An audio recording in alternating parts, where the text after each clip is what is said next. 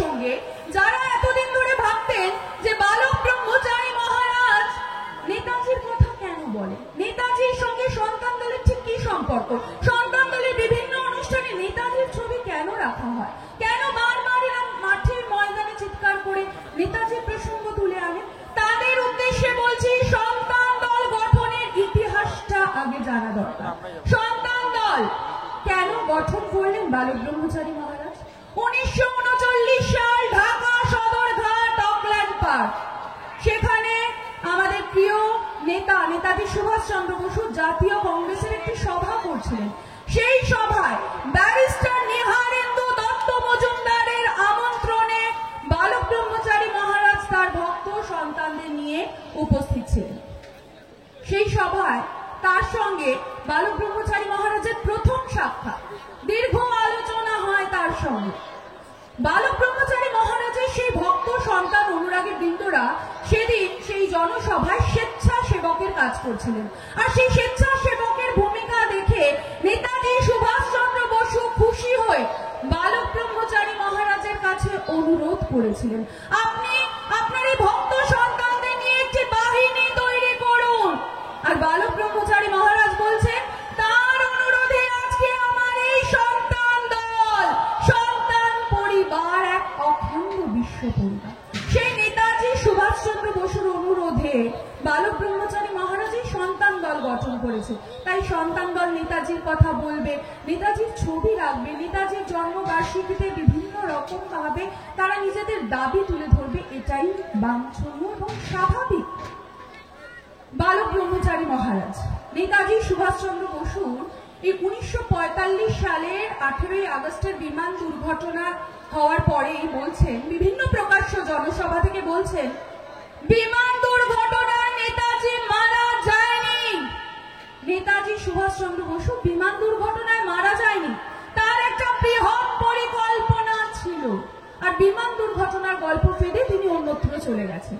এই কথা 45-এর পর থেকে তিনি বিভিন্ন প্রকাশ্য জনসভা থেকে দীপ্ত কণ্ঠে ঘোষণা করছেন এবং বলছেন নেতাজি জীবিত জীবিত জীবিত এবং ফিরে আসবেন নেতার বেশে। এই কথা যখন তিনি বলছেন তখন কিন্তু কোনো নেতাজি গবেষকদের খোঁজ পাওয়া যায়নি। বালক ব্রহ্মচারী মহারাজ যে কথা তখন বলছেন 45-এর পর থেকে, তখন সরকারের একাংশ, দালাল, বুদ্ধিজীবী সম্প্রদায়ের একাংশ, সুশীল সমাজের একাংশ, তারা বলে উঠল বালক ব্রহ্মচারী মহারাজ মিথ্যাচার করেন, ভাওতাবাজ, নেতাজির নাম ভাঙিয়ে খায়।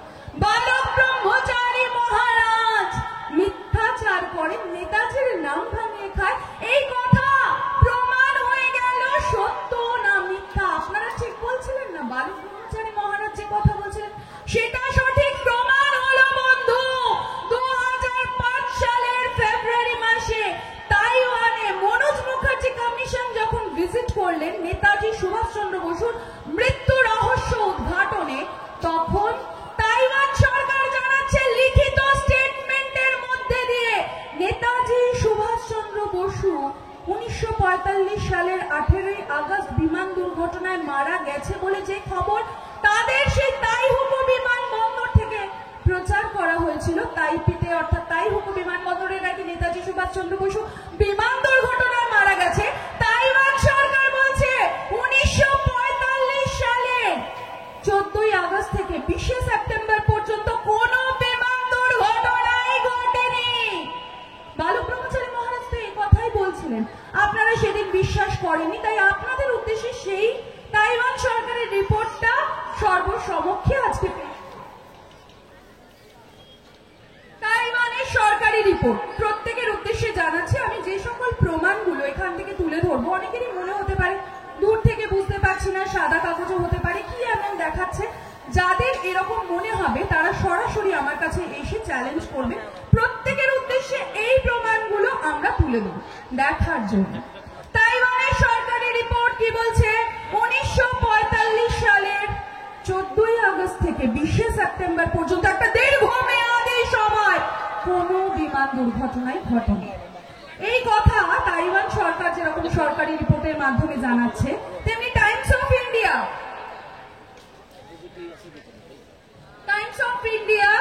এই রিপোর্ট পেশ করছে। একই রিপোর্ট তাইওয়ান সরকার যে কথা 2005 সালের ফেব্রুয়ারি মাসে জানাচ্ছে, সেই কথা তারাও প্রকাশ করছে নিজেদের খবরের কাগজে যে কোনো বিমান দুর্ঘটনাই ঘটেনি। আচ্ছা, বিমান দুর্ঘটনা তো ঘটেনি, তাহলে আপনারা যে এতদিন ধরে প্রচার করছেন বিমান দুর্ঘটনার গল্প, সে কথা তাহলে কিভাবে, কিসের ভিত্তিতে এতদিন ধরে ভারতের জনগণের কাছে আপনারা প্রচার করলেন? আচ্ছা, আমেরিকা এ প্রসঙ্গে কি বলছে জানেন? আমেরিকা কি বলছে সেটাও তুলে ধর। আমেরিকা তাদের আমেরিকার ডিপার্টমেন্ট অফ স্টেটস এর দলিলের ফটোকপি, এখানে তারা বলছে বিমান দুর্ঘটনা ঘটেনি। তাদের কাছে যে তথ্য প্রমাণ রয়েছে, আমেরিকা পর্যন্ত বলছে, অথচ ভারত সরকার এই কথা দীর্ঘদিন ধরে সবার কাছে প্রচার করে যাচ্ছে বিমান দুর্ঘটনার গল্পের কথা। নেতাজি সুভাষচন্দ্র বসু বিমান দুর্ঘটনায় মারা যায়নি, এই কথাই তো বালক ব্রহ্মচারী মহারাজ বলছিলেন। তখন আপনারা মেনে নিতে পারেননি। আজকে আপনাদের অস্তিত্ব কোথায়? আমরা এখনো অবধি সেই একই কথা সমহিমায় বলে চলেছি। নেতাজি সুভাষচন্দ্র বসু বিমান দুর্ঘটনায় মারা যায়নি, তিনি জীবিত আছেন এবং ফিরে আসবেন নেতার বেশে।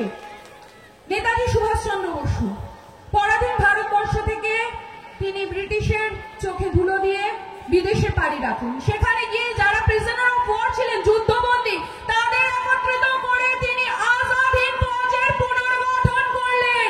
আজাদ হিন্দ ফৌজ, এই আজাদ হিন্দ ফৌজের পুনর্গঠন করে তিনি দুটো প্রবল পরাক্রমশালী দেশ ইংল্যান্ড এবং আমেরিকার বিরুদ্ধে যুদ্ধ ঘোষণা করলেন। নেতাজি সুভাষচন্দ্র বসু তিনি আর সসম্মানে দেশে ফিরে আসতে পারলেন না, অথচ দেখুন সেই নিয়ে কিন্তু আমাদের কারো কোনো মাথা ব্যথা নেই। আমরা প্রত্যেকেই সেই সুভাষ বোসকে আজ ভুলতে চলেছি, তার আদর্শের কথা আমরা মাথায় রাখি না। আমরা আজকে যেভাবে নিজেদেরকে তৈরি করছি, যেভাবে প্রতি মুহূর্তে নিজেদেরকে প্রতিপন্ন করার চেষ্টা করছি, তাতে কি সত্যি সুভাষ বোসের চেহারা, রক্তের পরিচয় আমরা দিতে পারছি? বালক ব্রহ্মচারী মহারাজ বলছেন সুভাষ, সুভাষ বলতে এত অ্যালার্জি। আরে বাপরে বাপ, একটাও সুভাষের চেহারা নেই, একটা কিচ্ছু নেই, সুভাষ বলতে সব এত অ্যালার্জি। আজকে আমরা প্রত্যেকের মধ্যে সেই সুভাষ বোস সম্পর্কে অনেক অ্যালার্জি দেখতে পাচ্ছি, যেটা অত্যন্ত দ্রুত গতিতে করোনা ভাইরাসের থেকেও বেশি সংক্রমণ ঘটাচ্ছে, অত্যন্ত দ্রুত গতিতে ছড়িয়ে পড়ছে। সেই বালক ব্রহ্মচারী মহারাজ এই আজাদ হিন্দ বাহিনীর কথাও বলেছেন, তাই সেই প্রসঙ্গে আসি। আজাদ হিন্দ বাহিনী 40,000 আজাদ হিন্দ বাহিনীর সেনা সেদিন দেশের জন্য প্রাণ দিয়েছিল। তাদের কথা কোনো ইতিহাস বইতে, কোনো পাঠ্যপুস্তকে লেখা থাকবে না। আজাদ হিন্দ বাহিনী যদি সেদিন তারা কোহিমায় না আসতেন, যদি সেদিন তারা আন্দামানে না আসতেন, তাহলে ভারতবর্ষে নৌবিদ্রোহ হতো না। আর নৌবিদ্রোহ না হলে যে ব্রিটিশরা এত বছর ধরে আমাদের দেশকে শোষণ করে চলেছিল, তারা 1 বছর পরে স্বাধীনতা দেবে বলেছিল, সেই ব্রিটিশরা 1 বছর আগে স্বাধীনতা দিয়ে পালিয়ে গেল কেন? That was compulsion arising out of the saga and sacrifice of Indian National Army led by Netaji Subhash Chandra Bose. Netaji Subhash চন্দ্র বসুর নেতৃত্বে আজাদ হিন্দ বাহিনীর কাছে তারা মাথা নত করে পালিয়ে যেতে বাধ্য হয়েছিল। গভীর রাতে, মধ্যরাতে, transfer of power, freedom at midnight, একটা চুক্তিপত্রে সাইন করে দেশটাকে দুটো ভাগে ভাগ করে তারা এখান থেকে বিদায় নিয়েছিল। নেতাজি সুভাষ চন্দ্র বসুর সেই আজাদ হিন্দ বাহিনী সম্পর্কে আমাদের জানতে দেওয়া হয় না। আজাদ হিন্দ বাহিনীর একটা ট্রেজারি ছিল, সেটাও লুট করা হয়। জানা যায় যে কারা সেই ট্রেজারি লুট করেছে, সেই ধনভাণ্ডার কারা লুট করেছে, সেটাও যথেষ্ট প্রমাণ আছে।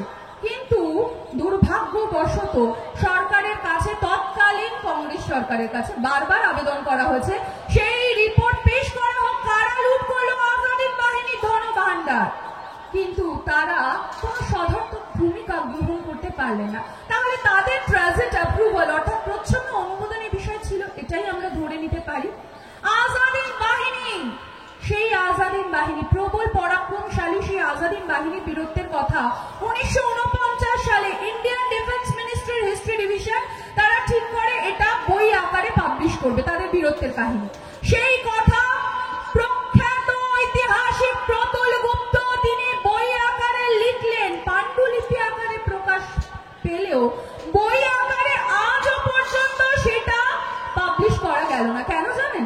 একটি সরকারি নোট উদ্ধার হয়েছে, সেই সরকারি নোটে জানা যাচ্ছে ওই পাণ্ডুলিপি 186 থেকে 191 5টি পাতা জুড়ে যে বিবরণ দেওয়া হয়েছে তাতে বলা হচ্ছে সুভাষচন্দ্র বসু জীবিত থাকাকালীন অন্যত্র চলে গেছেন। অর্থাৎ সুভাষচন্দ্র বসু জীবিত থাকাকালীন অন্যত্র চলে গেছেন মানে বিমান দুর্ঘটনা ঘটে। আচ্ছা, বিমান দুর্ঘটনার এত গল্প ফেদে আপনারা নেতাজি সুভাষচন্দ্র বসুকে মারতে চান, কিন্তু দেশবাসীর মনে এই কথা গেঁথে দিতে পারছেন না কেন? 1956 সালে প্রথমবার শাহনওয়াজ খানের নেতৃত্বে শাহনওয়াজ কমিটি গঠন করা হলো। সেই শাহনওয়াজ কমিটি একটা রিপোর্ট পেশ করলো। কি রিপোর্ট পেশ করছে? নেতাজি সুভাষচন্দ্র বসু 1945 সালের 18ই আগস্ট বিমান দুর্ঘটনায় মারা গেছেন। নেতাজি নাকি মারা গেছেন বিমান দুর্ঘটনায়। শাহনওয়াজ খানের রিপোর্ট পেশ করার পরে রাতারাতি কি হলো জানেন? রাতারাতি শাহনওয়াজ খান রেল মিনিস্টার হয়ে গেলেন। সুভাষচন্দ্র বসুকে যেভাবেই হোক মেরে ফেলো, অথবা সুভাষচন্দ্র বসুর অস্তিত্বকে চিরতরে ভারতবাসীর মন থেকে যদি একটু মুছে ফেলতে পারো তাহলে তোমায় আর দেখে কে। এরকম চক্রান্ত আজও চলছে। শাহনওয়াজ খান রেল মিনিস্টার হয়ে গেলেন। আপনারা প্রশ্ন করতেই পারেন যে শাহনওয়াজ খান যে রেল মিনিস্টার হলেন সেটা তো নিজের ক্রেডিটেই হতে পারেন, তার সে যোগ্যতা ছিল তাই জন্য তিনি রেল মিনিস্টার হয়েছিলেন। আমরা বলবো না, নিজের যোগ্যতায় হয়েছিলেন এমনটা সত্য নয় বন্ধু। নেতাজিকে বিমান দুর্ঘটনায় মেরেছিলেন, মিথ্যা রিপোর্ট পেশ করেছিলেন, তাই জন্য রেল মিনিস্টার হয়েছিলেন। আপনারা বলবেন কিভাবে? আমরা সেই প্রমাণ আপনাদের সামনে তুলে ধরব। শাহনওয়াজ খান যে মিথ্যা নাটক রচনা করেছিলেন, যে হসপিটালের গল্প দিয়েছিলেন, সেখানে তিনি যে নার্সদের নাম দিয়েছিলেন, মানে যেখানে সুভাষচন্দ্র বসুকে মেরে ফেলা হচ্ছে সেই হসপিটালের গল্প আর কি, সেখানে যে নার্সদের নাম দিয়েছিলেন সেই নার্সদের নামগুলো খোঁজ নিয়ে দেখা গেছে অধিকাংশ নার্সের নামই সেখানে নেই, মানে অস্তিত্বহীন মিথ্যা রিপোর্ট পেশ করেছে। কিভাবে সেটা প্রমাণ তুলে ধরেছে। শাহনওয়াজ কমিটি যে রিপোর্ট তারা পেশ করেছিলেন, যে নার্সদের রিপোর্ট তারা পেশ করেছিলেন, নার্সদের নাম সেটা জানা যাচ্ছে শাহনওয়াজের হাসপাতালে নার্সদের যে নামগুলি দেন তাদের অধিকাংশ অস্তিত্ব খুঁজে পাওয়া যায়নি। এটাই হচ্ছে তার প্রমাণপত্র। যদি কেউ দেখতে চান অবশ্যই আসবেন, আমরা আপনাদের হাতে এগুলো তুলে দেব, আপনাদের জানার আগ্রহ প্রকাশ করবেন মাত্র। জাপানের বিদেশ দপ্তর জানাচ্ছে প্রমাণ, জাপানের বিদেশ দপ্তর জানাচ্ছে এই বিমান দুর্ঘটনার কোনো কথা তাদের রেকর্ডে নেই।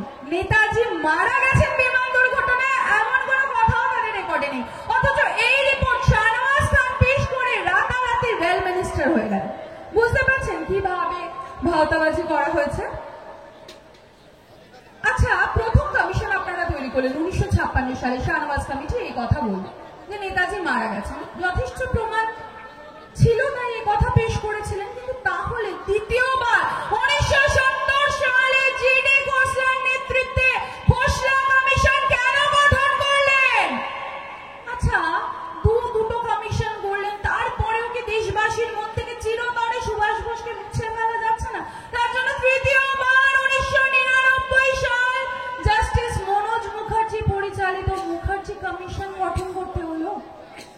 তিনটে কমিশন গঠন করলেন, অথচ কত নেতারা এর আগেও তো মারা গেছে। ভারতবর্ষের বুকে তো এরকম নয় যে হ্যাঁ যে প্রথমবার নেতাজি সুভাষচন্দ্র বসু একজন নেতা হিসেবে প্রাণ ত্যাগ করেছেন, এমনটা তো নয়। আপনারা বলছেন নেতাজি মারা গেছেন, আমরা যদিও এটা মানি না, কিন্তু এই কথা আমরা আপনাদের কাছে প্রশ্ন হিসেবে তুলে রাখছি। জওহরলাল নেহরু মারা গেছে, গান্ধীজি মারা গেছে, আরো কত নেতা কতজন প্রাণ দিল, ওই তাদের বেলায় তো আমরা কোনো এইসব কমিশনের ব্যাপারটা ঠিক দেখতে পাচ্ছি না। নেতাজির বেলায় এত কমিশনের প্রয়োজনীয়তা পড়লো কেন? আচ্ছা, নেতাজি সুভাষচন্দ্র বসু তো বিমান দুর্ঘটনায় মারা যায়নি, এটা তো প্রমাণ হয়ে গেল 2005 সালে। প্রমাণও তুলে ধরলাম আপনাদের প্রত্যেকের সামনে জনসমক্ষে এই সভা থেকে। নেতাজি সুভাষচন্দ্র বসু বিমান দুর্ঘটনায় মারা যায়নি, তাহলে এত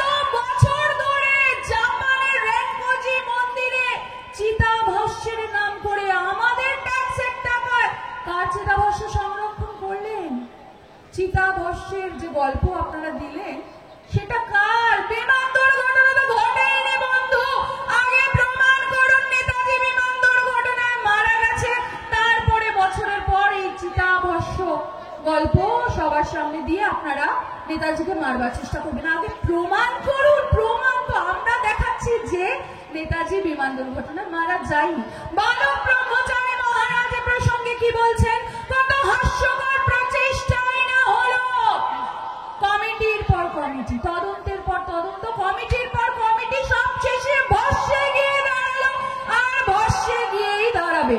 ছাই দিয়ে কি আগুন চেপে রাখা যায়? বালক ব্রহ্মচারী মহারাজ বলছেন।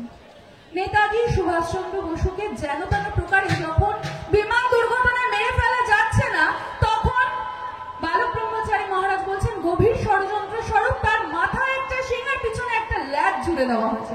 কি সেই শিং আর কি সেই ল্যাজ?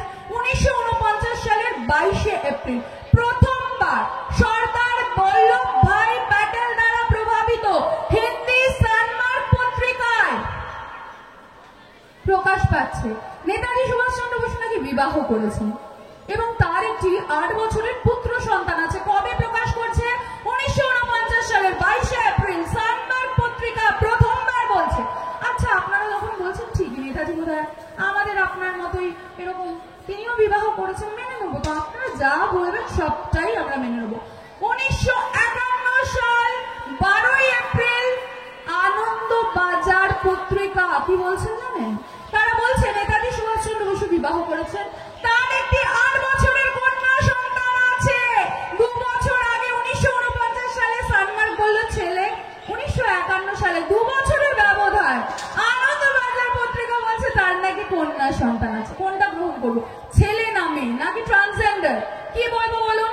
ছেলেও বলতে পারছি না, মেয়েও বলতে পারছি না। একবার বলছে ছেলে, একবার বলছে মেয়ে। 2 বছরের ব্যবধানে তার বয়স 8ই রয়ে গেল 1949 সালে। যার বয়স 8 ছিল 1951 সালেও তার বয়স 8। এরকম কোন জাদু মন্ত্র আমাদেরও বলুন, আমরাও বয়সটাকে ঠিক এইভাবে ধরে রাখতে চাইছি, কিন্তু পারছি কই। 1951 সালের 12 এপ্রিল আনন্দবাজার পত্রিকা বলছে নেতাজি সুভাষচন্দ্র বসুর এই তথাকথিত কন্যা, মিথ্যা কন্যা অ্যানিটা পাফের জন্ম হয় 1941 সালের 12 জানুয়ারি। 1941 সালের 12 জানুয়ারি নাকি এই অ্যানিটা পাফের জন্ম হয়।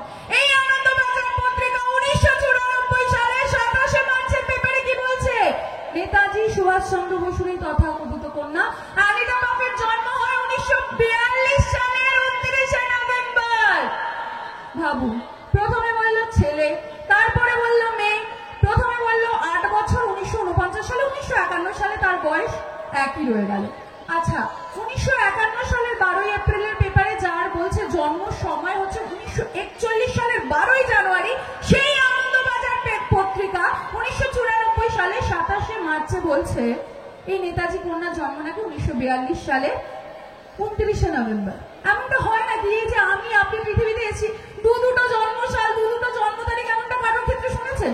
নেতাজির কন্যার ক্ষেত্রে এমনটাই হয়েছে, কখনো ছেলে, কখনো মেয়ে, কখনো 8 বছর, 2 বছর আগে, 2 বছর পরেও 8, আবার তার জন্মসাল, জন্ম সময় ইত্যাদি বহু কথা বিভিন্ন সময় তারা তুলে ধরেছে।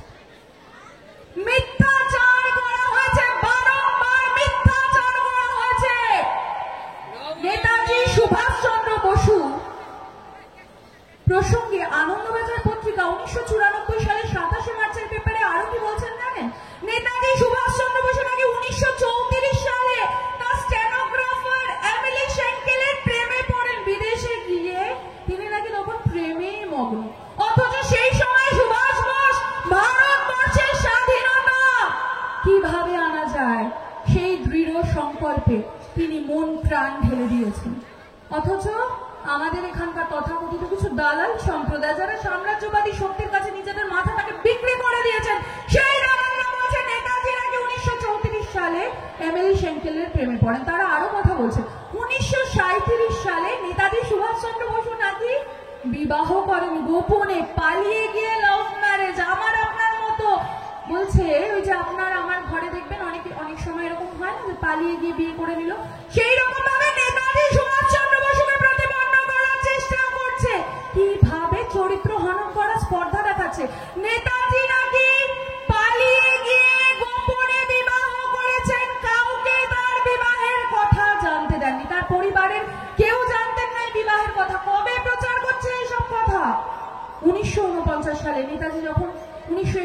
সালে ভারতবর্ষে ছিলেন, 41 সাল পর্যন্ত, তখন তো এই কথা আপনারা প্রচার করার সাহস দেখাচ্ছেন না। আপনারা বলছেন 37 সালে বিবাহ হয়েছে, তাহলে 1941 সাল অব্দি তো নেতাজি ভারতবর্ষেই ছিলেন, তখন কেন এই সকল কথা সবার সামনে তুলে ধরলেন না? আচ্ছা, আপনারা নেতাজির সম্পর্কে এহেন চরিত্র হনন করছেন, এক্ষেত্রে নেতাজি সুভাষচন্দ্র বসু নিজে কি বলছেন সেই প্রমাণটা আজকে আপনাদের সামনে তুলে ধরব।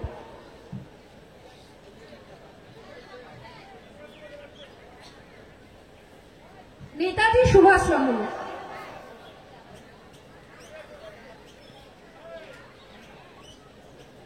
তিনি 1939 সালে চীনে যাওয়ার জন্য একটি পাসপোর্টের অ্যাপ্লাই করেন। ভারতবর্ষে ছিলেন সেই সময়, চীনে যাওয়ার জন্য তিনি পাসপোর্টের আবেদন করছে। পাসপোর্টের আবেদন করতে গেলে কিছু ইনফরমেশন দিতে হয়। ম্যারিটাল স্ট্যাটাস কলমে তিনি নিজেকে সিঙ্গেল বলে দাবি করছেন, অর্থাৎ অবিবাহিত। কবে বলছেন? 1939 সালে। প্রমাণ নেতাজি সুভাষচন্দ্র বসু সেই আবেদনপত্র, নেতাজি সুভাষচন্দ্র বসু স্বাক্ষর করা সেই আবেদনপত্রে নেতাজি নিজে বলছেন আমি অবিবাহিত। কবে বলছেন? 1939 সালে। আর আপনারা আনন্দবাজার পত্রিকা বলছে 1937 সালে, মানে 2 বছর আগেই তার বিবাহ দিয়ে ফেললেন, যেখানে নেতাজি নিজে বলছেন 1939 সাল পর্যন্ত তিনি অবিবাহিত। কিভাবে মিথ্যাচার করা হয়েছে বুঝতে পারছেন? নেতাজি সুভাষচন্দ্র বসু এই চরিত্র হননের প্রসঙ্গে বালক ব্রহ্মচারী মহারাজ বলছেন, নেতাজি পরম যোগী পুরুষ, নেতাজি পরম যোগী পুরুষ, বিবাহ সন্তান উৎপাদন তো অনেক দূরের কথা, নেতাজি কোনোদিনও নারী অঙ্গ স্পর্শ করেন। 1968 সালে 23শে জানুয়ারি একটা প্রকাশ্য জনসভা থেকে বালক ব্রহ্মচারী মহারাজ বলছেন এই আইনটাকে আমার কাছেও পাঠানো হয়েছিল। আমি তখন তাকে দেখে বললাম যে আমরা যে সুভাষকে জানি তিনি অবিবাহিত, তাই তোমাকে আমি একজন বিদেশি অতিথি হিসেবে গ্রহণ করলাম, নেতাজি কন্যা হিসেবে নয়। বালক ব্রহ্মচারী মহারাজ যে কথা নেতাজি সম্পর্কে বলেছেন আমরা সেইটুকুই প্রমাণ সহকারে আপনাদের সামনে তুলে ধরছি মাত্র। আচ্ছা, কথিত আছে ইচড় ওপর, এটা নাকি নেতাজির ছদ্মনাম। এই ছদ্মনামে নেতাজি নাকি সেই সময় বিদেশে ছিলেন এবং এই নামেই নাকি তিনি মারা গেছেন। যে ডেড বডিটা পাওয়া যায় সেটা নাকি ইচড় ওপর, তার ডেড বডি, আর সেটা নাকি নেতাজির ছদ্মনাম। আচ্ছা, আপনারা তো এই কথা ভালোই চালিয়ে দিলেন, কিন্তু একবারও ভেবে দেখলেন না যে প্রমাণ নথি তো অন্য কথা বলছে। আসুন সেই ইচড় ওপর যে ডেড বডি যেটা পাওয়া গেছিল সেটা আদৌ নেতাজির কিনা, যেটা নেতাজির বডি বলে দাবি করা হচ্ছে, সে বিষয়ে কি প্রমাণ তুলে ধরা যায় সেই প্রসঙ্গে আসি।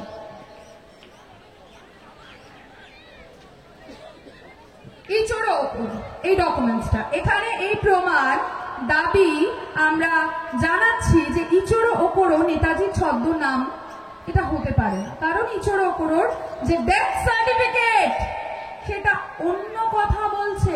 বলা হচ্ছে 17ই আগস্ট তিনি হাসপাতালে ভর্তি হয়েছিলেন। নেতাজি তো বিমান দুর্ঘটনা হলো 18ই আগস্ট, তাহলে 17ই আগস্ট কার সেই হাসপাতালে অ্যাডমিট হওয়ার গল্প আমাদের কাছে আপনারা পরিবেশন করছেন।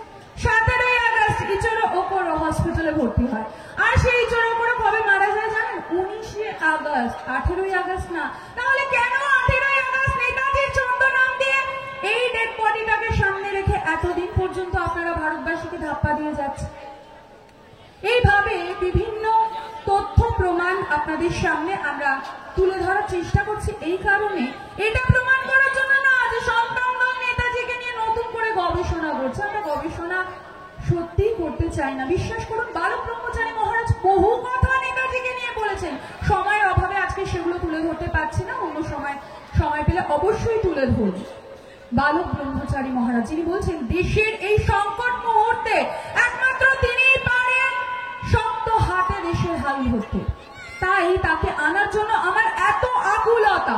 বালক ব্রহ্মচারী মহারাজ রাষ্ট্রপতির কাছে দাবি জানিয়েছিলেন, দেশের হয়ে দেশবাসীর হয়ে আমি দাবি জানাচ্ছি নেতাজিকে ফিরিয়ে আনা হোক।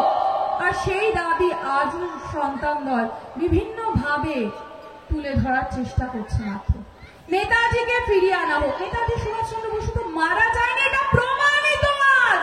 আপনারা তাই নেতাজি সুভাষচন্দ্র বসু বেঁচে আছেন কথা স্বীকার করে নিন এবং সমস্ত জাতীয় আন্তর্জাতিক যে আইনের বেড়াজালে তাকে এতদিন ধরে আবদ্ধ করে রেখেছেন সেটা থেকে সেই বেড়ার জালকে মুছে ফেলে নেতাজিকে সসম্মানে দেশে ফিরিয়ে আনুন, এটা আমাদের দাবি। আচ্ছা, নেতাজি সুভাষচন্দ্র বসু জীবিত আছেন, এই প্রসঙ্গ যখনই উঠে আসে তখন নেতাজি জীবিত রয়েছে এমন কিছু ফাইলের কথা উঠে আসে।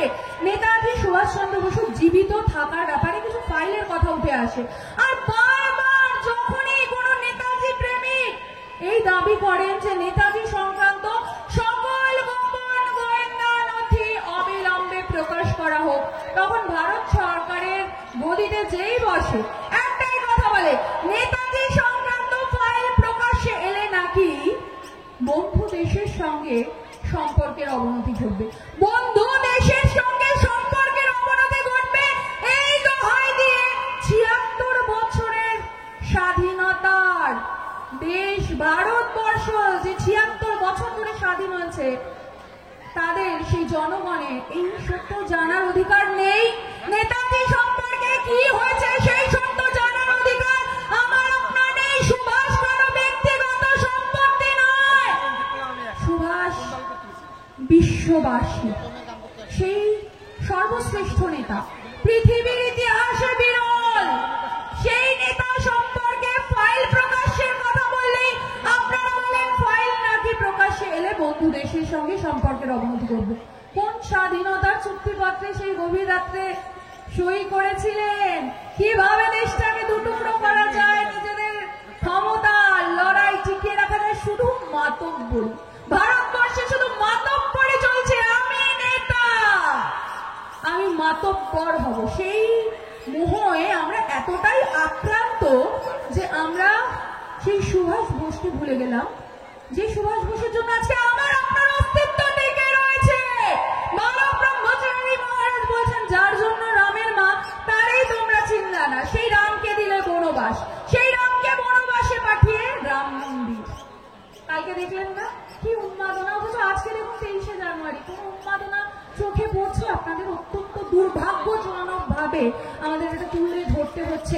চরম লজ্জা এটা আমাদের, যার জন্য আমার আপনার অস্তিত্ব টিকে রয়েছে সেই সুভাষ বোসকে আমরা ভুলতে বসেছি। সুভাষ বোস, বালক ব্রহ্মচারী মহারাজ বলছেন, এখনো এমন অনেকে আছেন যারা সুভাষ বোসের এই প্রভাবটা সহ্য করতে পারছেন না। সে দেশে ফিরে এলে তার হাতে সমস্ত ক্ষমতা চলে যাবে, গদিটা তাকে দিয়ে দিতে হবে, এইটাই হয়েছে হিংসার প্রধান কারণ। তাই সে যাতে দেশে ফিরে না আসতে পারে তার জন্য সমস্ত রকম ভাবে তার মুখের ওপর দরজা বন্ধ করে দেওয়া হয়েছে। মানব ব্রহ্মচারী মহারাজ বলছেন, মির্জাপুরের সেই রক্তের বীজ আজও এই দেশের মাটি থেকে নির্মূল হয়নি। তাই সুভাষ বসুর ফাইল প্রকাশ পাক বা না পাক তাতে আমার আপনার কি? আচ্ছা, এই প্রসঙ্গে আসি। আমেরিকার কাছে যে সকল ফাইল রয়েছে, তৎকালীন বিদেশ মন্ত্রী সুষমা স্বরাজ লিখিতভাবে জানাচ্ছেন, আমেরিকার কাছে যে সকল ফাইল রয়েছে সেগুলো নাকি ছড়িয়ে ছিটিয়ে রয়েছে, সেগুলো একত্রিত করতে অনেক সময় লাগবে, তাই নাকি প্রকাশ করা যাচ্ছে না। আমেরিকা উন্নত প্রযুক্তি, একটা মাউস ক্লিক করলে সব ইনফরমেশন হাতের মুঠোয়, সেখানে তারা বলছে অনেক সময় লাগবে। আচ্ছা, এই প্রসঙ্গে ইংল্যান্ড কি বলছে? Most of the files have been declassified, অধিকাংশ ফাইল নাকি তারা প্রকাশ করে দিয়েছে। Most of the files you have declassified, but what about the rest of the files? বাকি ফাইল কোথায়? জাপান বলছে সব ফাইল প্রকাশ করে দিয়েছি, দুটো আছে, ওই দুটো কবে যথা সময় আমরা প্রকাশ করে দেবো, কিন্তু সেই সময় আদৌ আসবে কিনা আমি আপনি জানি না। রাশিয়া বলছে আমাদের কাছে কোনো ফাইল নেই, অথচ নেতাজি গবেষক পূরবী রায় দীর্ঘদিন রাশিয়াতে ছিলেন, বিভিন্ন আর্কাইভস গুলোতে ঘুরে যে তথ্য দিচ্ছেন তাতে রাশিয়া গভর্নমেন্ট জানাচ্ছে তারা সেই ফাইলগুলো দিতে প্রস্তুত, শুধু ইন্ডিয়ান গভর্নমেন্টকে এর জন্য আবেদন করতে হবে। কিন্তু ইন্ডিয়ান গভর্নমেন্ট একটাই কথা, ফাইল প্রকাশ্যে এলে, নেতাজি জীবিত থাকার ফাইল প্রকাশ্যে এলে নাকি বন্ধু দেশের সঙ্গে সম্পর্কের অবনতি ঘটবে। তাই এখনো পর্যন্ত আমরা সেই একই জায়গায় দাঁড়িয়ে রয়েছি। যে ষড়যন্ত্রের জাল সেই দিন বোনা হয়েছিল নেতাজিকে যাতে এই দেশে ফিরে আসতে না হয়, যাতে সেই আসন গদি নিয়ে যে লড়াই, যে আমি মাতব্বর, আমি নেতা, ভাই তুমি দূর হাঁটো, ওই যে নেতাজিকে সরিয়ে দিয়েছিল, সেই ষড়যন্ত্র চক্রান্তে আজও এরা লিপ্ত হয়ে রয়েছে। বিভিন্ন ভাবে বিভিন্ন সময়ে গভীর ষড়যন্ত্র চলছে। বালক ব্রহ্মচারী মহারাজ তিনি শুধু মুখের কথাই বলেনি। 1990 সালের 23শে জানুয়ারি নেতাজি সুভাষচন্দ্র বসুর 94তম জন্মবার্ষিকী উপলক্ষে কলকাতার সিধু কানু ডহরে এক প্রকাশ্য জনসভা থেকে তিনি কংগ্রেসের অজিত পাজা, বিজেপির পরেশ দত্ত একাধিক সাংবাদিক বন্ধুদের সামনে একটি কাগজ তুলে ধরলেন। ফরওয়ার্ড ব্লকের ব্ল্যাঙ্ক প্যাডে নেতাজির স্বাক্ষর করা কাগজ। নেতাজি সুভাষচন্দ্র বসু নাকি 45-এ মারা গেছেন, আর বালক ব্রহ্মচারী মহারাজ কি বলছেন তিনি মারা যায়নি। অথচ তিনি প্রমাণ তুলে ধরছেন নেতাজি মারা যায়নি, কারণ কাগজটা পরীক্ষা করা হয়, সইটি জেনুইন এবং কালিটি 62-63 সনে। বালক ব্রহ্মচারী মহারাজ শুধু মুখের কথাই বলেন না, সবটা প্রমাণ করে দেয়। আচ্ছা, এবার প্রসঙ্গে ফিরে আসি, সময় অল্প। নেতাজি সুভাষচন্দ্র বসু জীবিত আছেন এই কথাটা অনেকেই এখন অব্দি মেনে নিতে পারেন না। অনেকে প্রশ্ন করেন বিমান দুর্ঘটনা হয়নি, এমিলি অ্যানিটা, এগুলো আমরা মানছি না, কিন্তু নেতাজি 128 বছর বয়স, আপনারা বলছেন এখনো বলছেন জীবিত আছেন। হ্যাঁ বন্ধু, এখনো বলছি জীবিত আছেন এবং ফিরে আসবেন নেতার বেশে। কিভাবে বলছি? কিভাবে বলছি? আপনারা প্রত্যেকে স্মার্টফোনটা ব্যবহার করেন, স্মার্টফোনটা আজকে একটু সদ্ব্যবহার করবেন নেতাজির জন্য। নেতাজির জন্য তো কিছুই করতে পারি না আমরা, একটু সদ্ব্যবহার করুন নয় স্মার্টফোনটা, যেটা নিয়ে প্রত্যেক মুহূর্তে আপনারা ঘাটাঘাটি করছেন। নেতাজির বিষয়, নেতাজি মারা গেছেন না যায়নি, অনেকে বলেন এত বয়সে নাকি বেঁচে থাকাটা অসম্ভব। সেই অসম্ভবটা সম্ভব করে তোলার জন্য প্রমাণ তুলে ধরি। ইউটিউবে গিয়ে সার্চ করবেন ডক্টর শিবানন্দ ব্রহ্মচারী। ডক্টর শিবানন্দ ব্রহ্মচারী তিনি নেতাজি সুভাষচন্দ্র বোসের বাল্য বন্ধু। 128 বছর বয়সে কিঞ্চিত বড় নেতাজির থেকে তিনি সুস্থ অবস্থায় আজও বেঁচে আছেন। তিনিও নেতাজির আশার বার্তা দিচ্ছেন, বলছেন নেতাজি জীবিত আছেন। আচ্ছা, সেই তথ্য আমরা বলবো, আপনারা কেন বিশ্বাস করবেন? প্রমাণ তুলে দিন।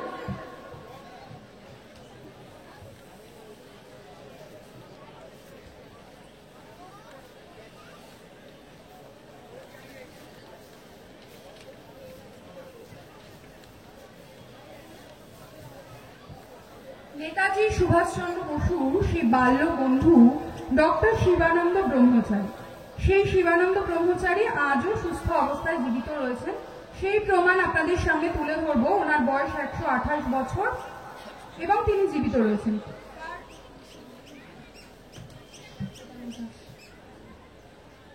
হ্যাঁ, কিন্তু একটু বেশি সময় নিয়ে ফেললাম ডকুমেন্টসটা খোঁজার জন্য। আধার কার্ড তুলে ধরছি। ডক্টর শিবানন্দ ব্রহ্মচারী 128 বছর বয়স, সুস্থ অবস্থায় আজও জীবিত আছেন।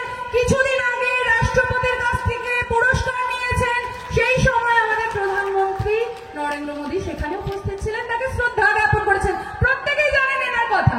আচ্ছা, ইনি যদি বেঁচে থাকতে পারেন তাহলে নেতাজি সুভাষচন্দ্র বসু নয় কেন? আরো অনেকের কথাই আমরা বলতে পারি, কিন্তু সময় কম, তাই সেই প্রসঙ্গ দীর্ঘায়িত করব না। নেতাজি সুভাষচন্দ্র বসু জীবিত আছেন, তার আত্মপ্রকাশ ঘটবে 128তম আজকে তার যে শুভ জন্মবার্ষিকী, সেই উপলক্ষে বালক ব্রহ্মচারী মহারাজের সন্তান দল আজও তার দীর্ঘায়ু কামনা করে। যে কথা বালক ব্রহ্মচারী মহারাজ সর্বসমক্ষে বলেছিলেন, নেতাজির দীর্ঘায়ু কামনা করেছিলেন তার জন্মদিনে, আমরাও আজকে সন্তান দলের পক্ষ থেকে আমাদের পরম পিতার কাছে সেই নেতাজি সুভাষচন্দ্র বসুর জন্য দীর্ঘায়ু কামনা করব। দেশের এই দুর্দিনে বালক ব্রহ্মচারী মহারাজ বলছেন, দেশের এই দুর্দিনে একমাত্র নেতাজি পারেন দেশের এই মৃত্যুর শয্যা থেকে তাকে তুলে ধরতে, দেশকে বাঁচাতে। দূর থেকে তিনি সেই চেষ্টাই করছেন, সেই নেতাজিকে ফিরিয়ে আনতে চাই। সেই নেতাজিকে আজকে দেশের বড্ড প্রয়োজন। তাই নেতাজি সুভাষচন্দ্র বসুর কাছে আমরা প্রত্যেকে আসুন করজোড়ে প্রার্থনা করি। আজকে দেশের যে পরিস্থিতি, এই পরিস্থিতিতে তার দেশে ফিরে আসা প্রয়োজন।